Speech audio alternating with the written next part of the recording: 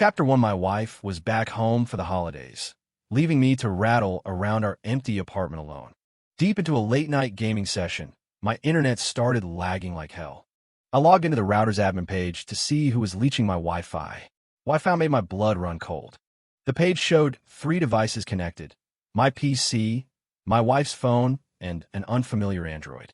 Figuring it was a system glitch, I rebooted the router. A second later, I got a Venmo notification, followed by a message from my wife, Olivia. "Hey babe, your phone must be off. I couldn't get through. Just sent you $50 in case your bill was due." Zoxo.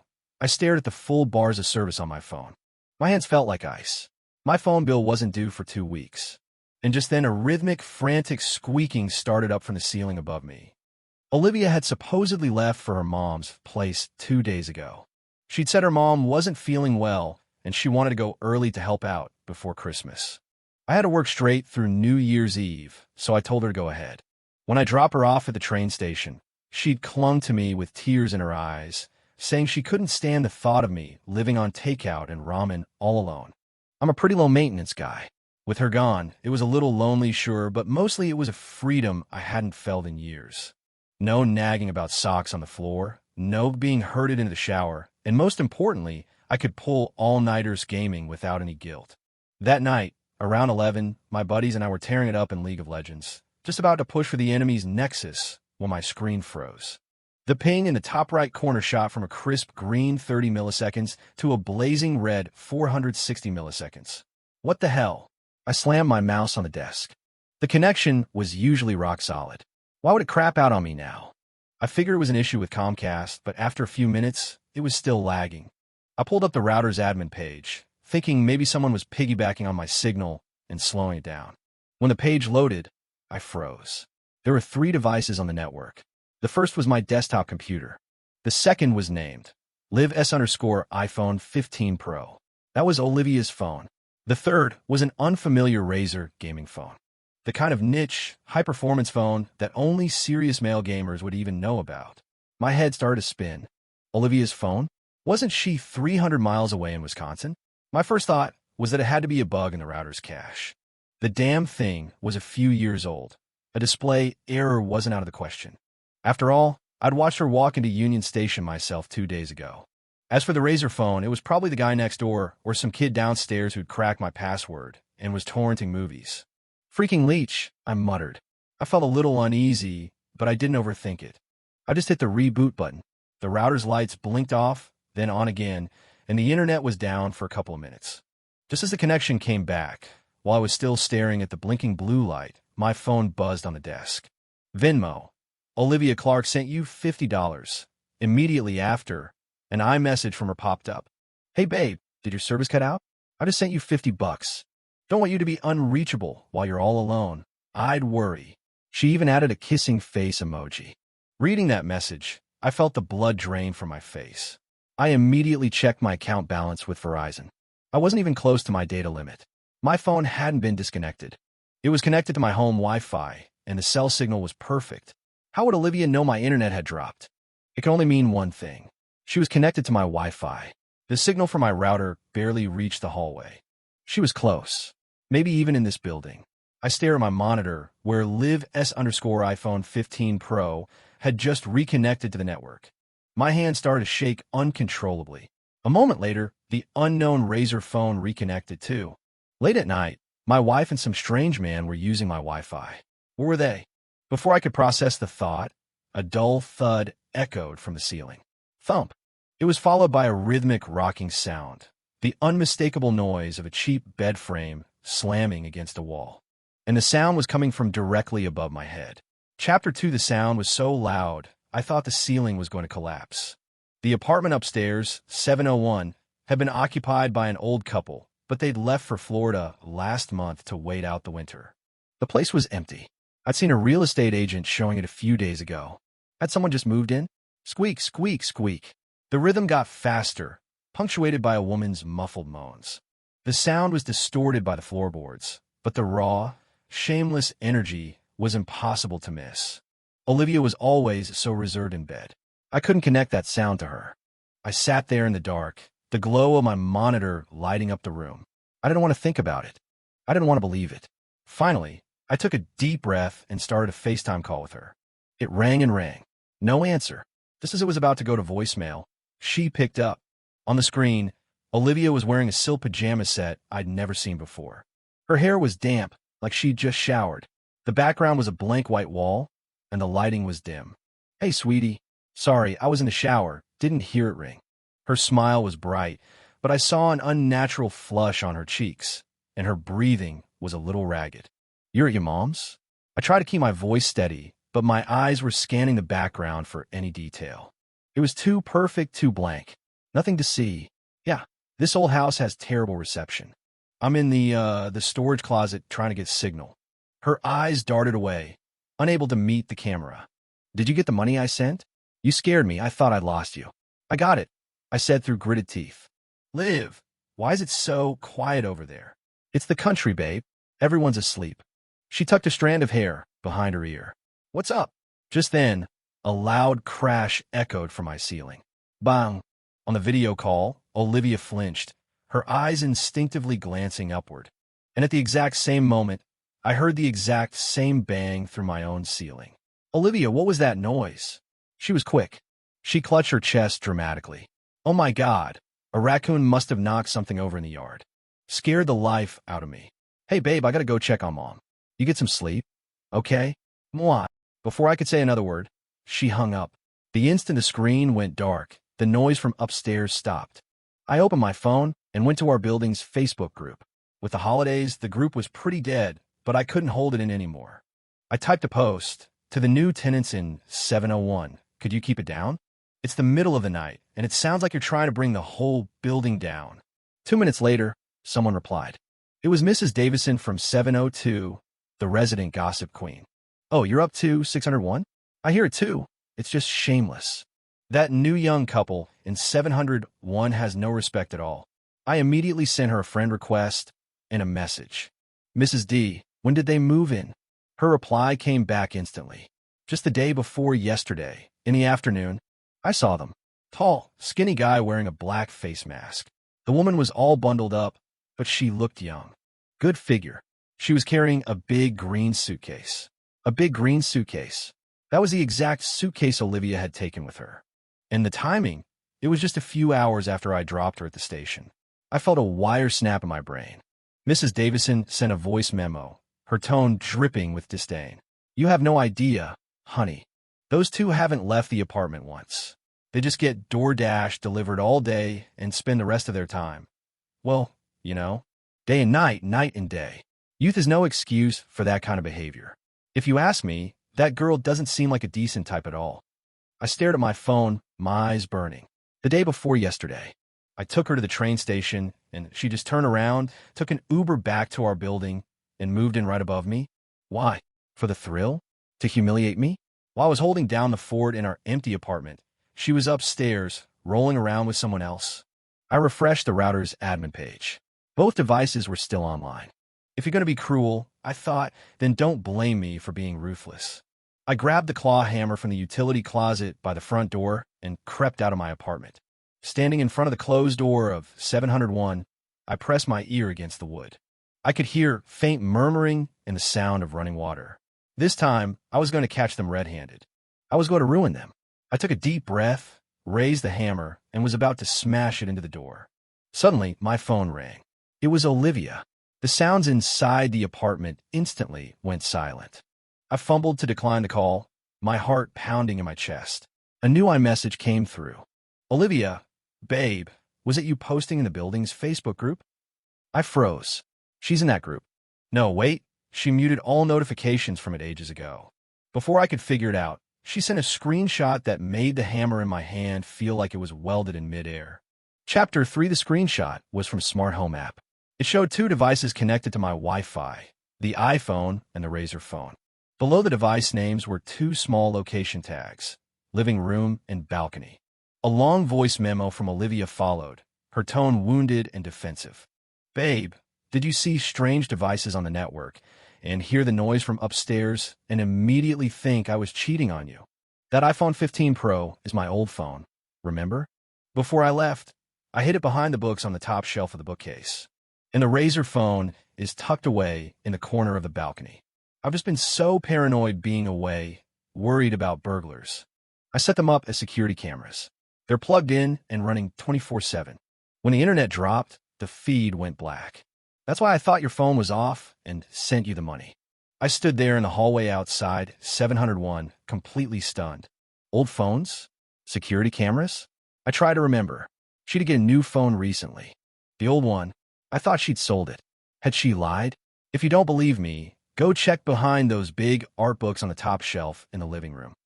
She sounded so certain, so convincing, that I started to doubt myself. Was I really just being paranoid? Was the noise upstairs just a coincidence? Was the Wi-Fi connection just the cameras? I lowered the hammer and bolted down the stairs back to my apartment. I dragged a chair into the living room and reached up to the top of the towering bookshelf. My fingers brushed against the phone. I pulled it down. It was her old iPhone 15 Pro. The screen was on, running a security app. The camera pointed directly at the living room. I rushed to the balcony, and, sure enough, behind a dusty planter, I found a cracked Razr phone plugged into a power bank. I collapsed onto the sofa. The hammer fell from my hand and clattered onto the hardwood floor. Was it really a misunderstanding? Was I just some insecure, jealous husband with a sick imagination?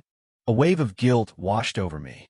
My wife was so worried about our home that she'd set up this whole security system, and my first reaction was to accuse her of cheating on me in the apartment upstairs. "I'm so sorry, Liv," I typed, my hand shaking. "I'm an idiot. It was just the noise from upstairs was so insane, and then the internet went out, and I just, We'll deal with you when I get back," she replied instantly. "That new couple upstairs is super annoying, I agree. But don't go confronting them. Just wait for me. Now go to bed. Stop letting your imagination run wild." "Okay.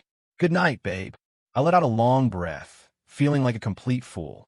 The entire night's drama, just a farce of my own making. I put my phone down and went to splash some water on my face before bed. As I passed the entryway, I remembered I'd knocked over the trash bag when I'd stormed out with the hammer. I sighed, bent down to clean up the mess, and decided to take it out to the chute in the hall. Maybe some fresh air would clear my head. I carried the bag out and pressed the button for the elevator. The elevator came down from the 7th floor. Ding! The doors opened. Inside was the building's janitor, an older woman, pushing a large black trash bin. "Oh, 601. Still up?" she said with a friendly nod. "Yeah, just taking this out," I said, handing her my bag. She was rearranging the big bags in her bin to make room, muttering to herself. Young people these days. Such a waste. Perfectly good stuff, just throwing it away. I glanced over without thinking. It was the trash from 701. The bag wasn't tied properly, and a pink pastry box was sticking out. It was from a high-end bakery downtown. Nothing weird about that. But next to the box was a crumpled shipping label and a pair of disposable hotel-style slippers that looked vaguely familiar.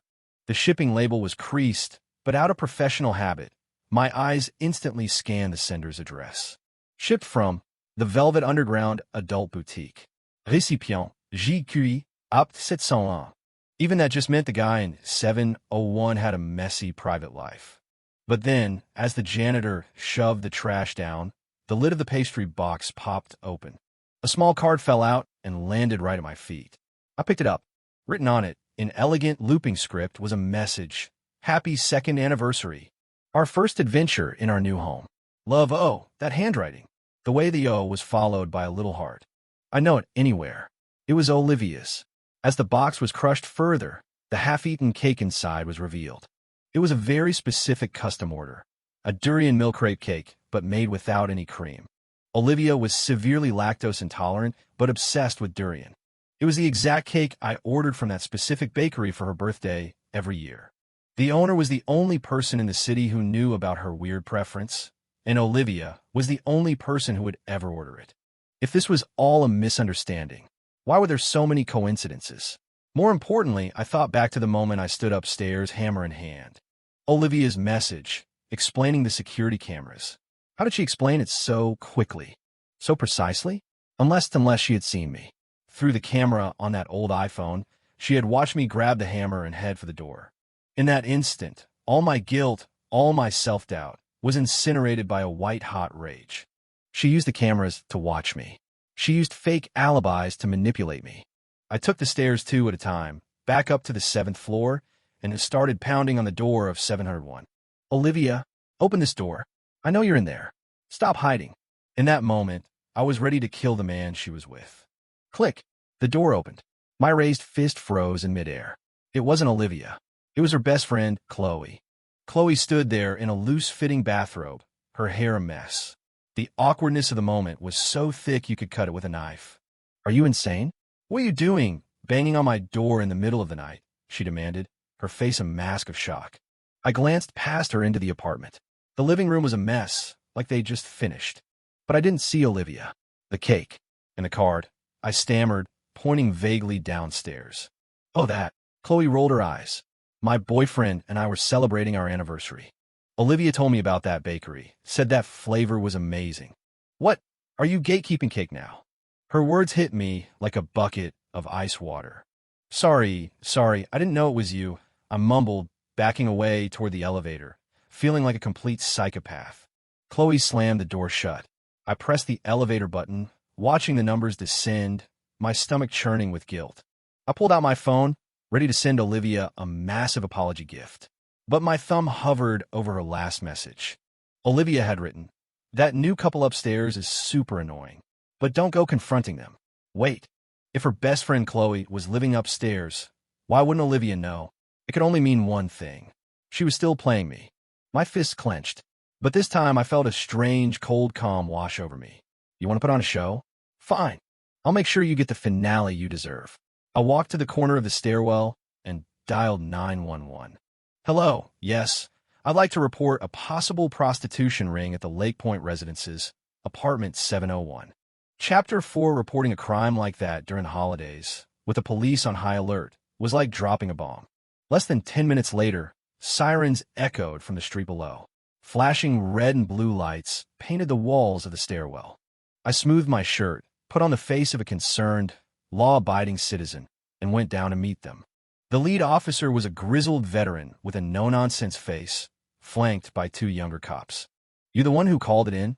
He asked, looking me over. Yes, sir. I live in 601, I said, my voice full of distress. I pointed at the ceiling.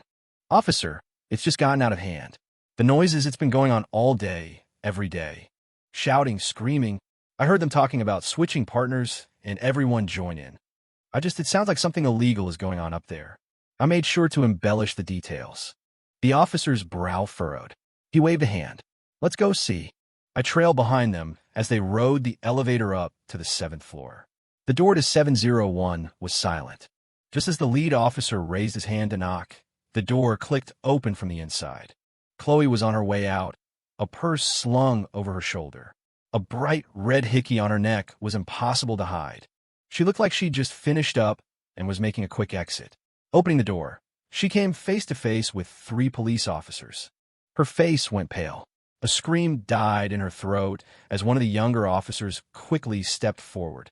Police, don't move. The veteran officer was a pro. He blocked the doorway with his body. You live here. Chloe was panicking, her eyes darting around wildly. I was just visiting, she stammered. I was just leaving. Visiting? The officer gave her a once-over, his gaze lingering on the unbuttoned top of her blouse. Anyone else inside? Chloe instinctively tried to shut the door. No, nobody. It's just me. Nobody. I peeked out from behind the officer. That's funny, I said coldly. From downstairs, I could clearly hear more than one man's voice, and another woman who didn't sound anything like you. When Chloe saw me, her eyes widened in horror like she'd seen a ghost. You were coming in?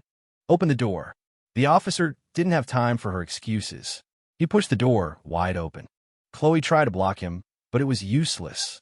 The 2 younger cops rushed in, and I followed right behind them. The living room was a disaster, but the real show was behind the bedroom door, which was slightly ajar. A man's voice drifted out.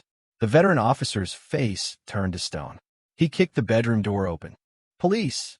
Nobody move, he roared. The lights flipped on, revealing a man and a woman in the room. And there, illuminated in the harsh light, was the familiar face that always pretended to be so innocent and pure with me. Now it was twisted in pure terror. It was Olivia. It was really her. She was still dazed, staring blankly at the police in the doorway. Her gaze drifted past their shoulders and finally locked onto my face. In that single instant, I saw utter despair in her eyes. Ethan, her voice trembled. I leaned against the doorframe, raised my phone, and snapped a picture of the happy couple. "Good evening, honey," I said with a smile. "Is this what you meant by going home for the holidays?" Chapter 5. The scene descended into chaos. The guy she was with reacted fast, yanking the sheet over his face, but I'd already gotten a clear look. I knew him. He was Julian, the star personal trainer from the gym downstairs. The one Olivia was always going to see for her private sessions. So this is what she meant by a private session. "Get dressed. Everybody out," the officer commanded. Olivia, wrapped in a sheet, was shaking from head to toe. The tears and snot started flowing immediately as she launched into her signature victim routine. "Officer, it's a misunderstanding. It really is. This is my husband. We were just who's misunderstanding what?" I cut her off coldly. "Officer, I don't know these people. My wife is 300 miles away in Wisconsin with her family. This woman is impersonating my wife. I suspect they're running a brothel out of this apartment. By claiming I didn't know her, I forced the police to verify her identity, a process that would subject her to the most humiliating questioning imaginable." "Ethan, are you crazy?" "It's me, Olivia," she shrieked, finally dropping the act. "How could you do this to me?" "You call the cops." I laughed. Why couldn't I? Just then, Chloe, who'd been detained at the door, was escorted into the room. The veteran officer stared them all down. Chloe's legs gave out. She slumped to the floor and immediately started throwing Olivia under the bus.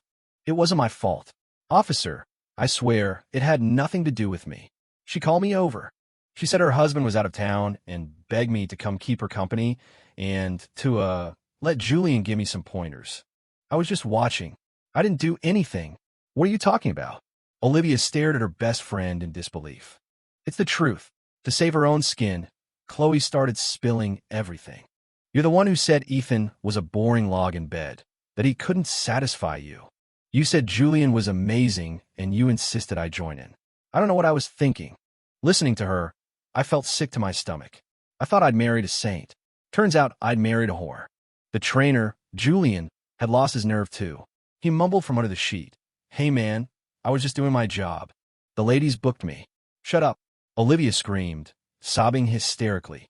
"Take them all in," the officer ordered. "We'll sort out who did what down at the station." As they were being let out, Olivia grabbed my arm, her face a mess of tears. "Ethan, I'm sorry. I was wrong. I was so wrong. Please, tell the police it's a domestic issue. Don't let them take me in. Please. If my mom finds out, it'll kill her." She shouldn't have mentioned her mom. The moment she did, the last embers of my restraint burned away. "You have a nerve to mention your mom?" I yanked my arm free, pulled out my phone, and in front of everyone, started a FaceTime call with my mother-in-law. Her sleepy face appeared on the screen. "Ethan? Honey, why are you calling so late? Is something wrong?" The moment Olivia saw the screen, her face went ashen. She lunged for my phone. "No, don't show her." I turned, aiming the camera at the trash department, at Olivia being restrained by a cop, and at the trainer standing there in nothing but his boxer briefs. "Hi, sorry to wake you," I said into the phone. "Olivia told me she was home with you for Christmas. I just wanted to double-check. Is this your daughter?" The other end of the line went dead silent. Then, her mother's shocked voice screamed through the speaker. "Olivia, what are you doing? Who is that man?" "Mom, it's not what it looks like. Mom, let me explain." Olivia howled at the phone. "No need to explain," I said to her mother. "You should get some rest. It looks like Olivia won't be having a very Merry Christmas. She'll be spending it at the police station." I hung up. Looking at Olivia's face, completely drained of color and hope, I felt only one thing. Satisfaction. Pure, unadulterated satisfaction. Chapter 6. I rode to the station in the back of a squad car, staring out at the passing streetlights, already planning my next move. The police statements went quickly. With hard evidence, and Chloe singing like a canary to save herself, the whole story came out. This wasn't the first time. For the last 6 months, my wife and her best friend had been living a secret, sordid life behind my back. This holiday was a golden opportunity. Knowing I had to work, Olivia lied about going home. She used her secret savings to rent the apartment right above mine, moving her lover right on top of my head. The security cameras were just a way to monitor my every move. The second I left for work or was on my way home, she knew exactly how much time she had. As I expected, they were all hit with a misdemeanor for public lewdness. It wouldn't mean jail time, but it would mean a record, a fine, and a night in a holding cell. Whatever the charge, their reputations were destroyed. While I was in the lobby signing the last of the paperwork, my phone was blowing up with calls from Olivia's mom and brother. I didn't answer a single one. Instead, I sent Olivia one last text. Her phone was impounded, so she wouldn't see it until she was released. My lawyer will have the divorce papers ready. I backed up the security camera footage from the old phones and the pictures from tonight. Oh, and I forgot to tell you, that credit card you have is a supplementary card on my account. All those sex toys and all that takeout you ordered, you paid for it with my money. We can add that to the list of things we'll discuss in court. By the time I left the station, the sky was beginning to lighten. Just outside the main entrance, I saw Mrs. Davison from 702. The old woman hadn't gone to bed. She'd stayed up all night, waiting for the gossip, wrapped in a heavy coat against the cold. The second she saw me, her eyes lit up. "Oh, Ethan, dear. What happened? Was it really your wife?" she asked, rushing over, her face a picture of concern. I knew that by morning, the entire building would know. "It was Mrs. D," I said, my voice heavy with fake sorrow. "A disgrace to the family. All three of them, ugh, I can't even talk about it. 3. The gossip fire in her eyes was burning bright enough to start a blaze. "Good heavens." I nodded and sighed wearily. "I'll tell you later, Mrs. D. I need to go home. I just feel sick." I left her with the image of a broken-hearted husband, knowing she was the most effective news network I could ask for. Without me lifting another finger, Olivia and Chloe were now socially dead in our building and the entire neighborhood. Back home, the apartment was cold and silent. But to me, it felt clean. I wasn't sad. The adrenaline rush from the night had probably burned out all my emotions. I organized all the evidence, zipped it up, and sent it to my college buddy, who was now a divorce lawyer. I want her to walk away with nothing, I wrote. Not even a pair of socks. Olivia and her friends were held for 5 days on a public decency charge. I didn't waste a minute. First, I had the locks changed and wiped all the biometric data from the smart lock. Then I hired a moving company. I had them pack up every single thing Olivia owned. Her clothes, her makeup, her precious collection of designer bags. I rented the cheapest, dampest basement storage unit I could find, had everything dumped inside, and mailed the key to her mother's house. On the morning of the 5th day, Olivia was released. She called me, but I'd already blocked her number. She came home and found her key didn't work, her code was invalid, and her fingerprint was rejected. She started banging on the door. "Ethan, open this door. This is my home. I own half of this place." I activated the speaker on my Ring doorbell. "Miss, the down payment for this condo came from my parents, and the mortgage is in my name. Given the circumstances, and the fact that you were the at-fault party in the divorce, I think you'll find that your half is very much in question." "Ethan, don't be so cruel. We were married. Doesn't that mean anything?" she wailed. The last 5 days had not been kind to her. The polished woman I knew was gone, replaced by a disheveled mess. "Did you think about our marriage when you were with Julian upstairs?" I shot back. Just then, the elevator doors opened. A few of our neighbors were coming back from grocery shopping. They saw Olivia and immediately started pointing and whispering. "That's her. Wow, she looks so normal, but I heard she's a real freak." "I know, and she brought her best friend into it." "No shame at all. They said she brought the guy upstairs while her husband was right here in this apartment." The nerve. The words hit Olivia like physical blows. She covered her face, unable to look at them, and fled down the emergency stairwell. But I knew it wasn't over. That afternoon, my lawyer contacted her. Faced with the mountain of evidence I had, she didn't have a leg to stand on. Chloe had it even worse. When the story got out, her fiancé of 2 years found out. He was some trust fund kid she was planning to marry. He not only broke up with her on the spot, but went to her office and made a huge scene, telling everyone that she was basically a high-end escort. Chloe lost her job and her reputation. She, in turn, directed all of her rage at Olivia. The two of them started tearing each other apart in their group chats, leaking screenshots and exposing each other's secrets. It became the biggest drama our social circle had seen all year. 3 days after Olivia was released, My friend Spider sent me a link. He's a cybersecurity expert, a real wizard. His message was short. Ethan, brace yourself. You need to see this. My heart hammered in my chest. I clicked the link. After a series of pop-up ads, a video player loaded. The thumbnail was an uncensored, high-definition photo. The stars were Olivia and Chloe. The background was the bedroom of apartment 701. Even though I felt nothing but contempt for her now, the blood still rushed to my head. With a trembling hand, I clicked on the user's video library. It wasn't just one video. It was a long list, updated regularly. Each one had tens of thousands of views, with options to pay to unlock the full-length versions. Fighting back nausea, I checked the upload dates. Then I saw it. The background of one video was unmistakable. It was our master bedroom. Our wedding photo was hanging on the wall right above them. In the video, Julian was filming Olivia, his voice ragged as he asked, "Is it exciting? Doing it in your husband's bed?" Olivia's face was flushed, her eyes glazed over. She looked straight at the camera. "So much more exciting," she purred. "He's useless compared to you." At the time that video was filmed, I was pulling an all-nighter at the office, trying to close a deal so I could buy her the Mini Cooper she'd been dreaming of. This was it. This was the kill shot. I was going to make Olivia see what her true love really was. On the day of the divorce negotiation, we sat across from each other in my lawyer's conference room. Olivia was still trying to play the sympathy card. "Ethan, I know I messed up, but it was a moment of weakness," she sobbed. "Julian manipulated me. He told me he loved me. I never wanted to divorce you. We have so much history." I didn't even look at her. I just tossed my tablet onto the table. It was playing one of their videos, sound on. The conference room was dead silent, except for the obscene noises echoing from the speakers. Olivia froze. Then her face turned a deep, blotchy red. She stared at the screen, her body starting to shake violently. What is this?" In his eyes, "You were just a free porn star," I said coldly. "Look at the view count. This one video made him a few $1,000s. Did he give you a cut?" "No, that's impossible.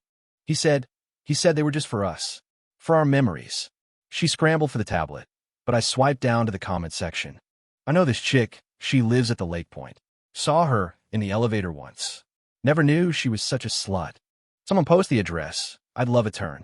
When Chloe saw the comments, her eyes rolled back in her head, and she fainted in her chair. Olivia clutched her head and let out a blood-curdling scream. "Yeah, I'm going to kill him. I'll kill him." She completely broke down. She fell to her knees, retching, and started vomiting into the trash can. I looked down at her, a pathetic, ruined creature, and felt nothing. "Save it," I said, picking up the tablet. "I've already sent this to the police. Distribution of obscene materials for profit, plus invasion of privacy. Your boyfriend Julian is looking at a minimum of 10 years. As for you," I said, looking down on her, "you may be the victim in this, but you're also a participant. The police will be contacting you for a statement." A lot. About a month later, the divorce was finalized. Crushed by the evidence and the public humiliation, Olivia signed everything.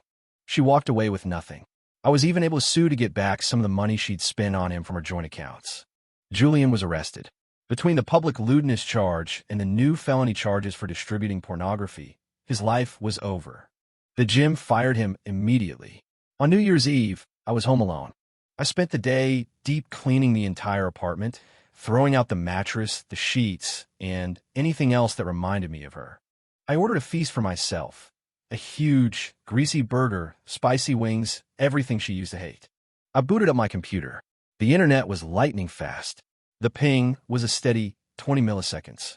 No one was stealing my Wi-Fi. No one was upstairs stealing my wife. The game loaded, and my friends' voices filled my headset. "Dude, Ethan, you're on fire tonight. You're crushing it. You know it. New year, new me." After the match, I took off my headset, poured myself a glass of whiskey, and toasted the city lights outside my window. Fireworks exploded in the distance, painting the night sky in brilliant, beautiful colors.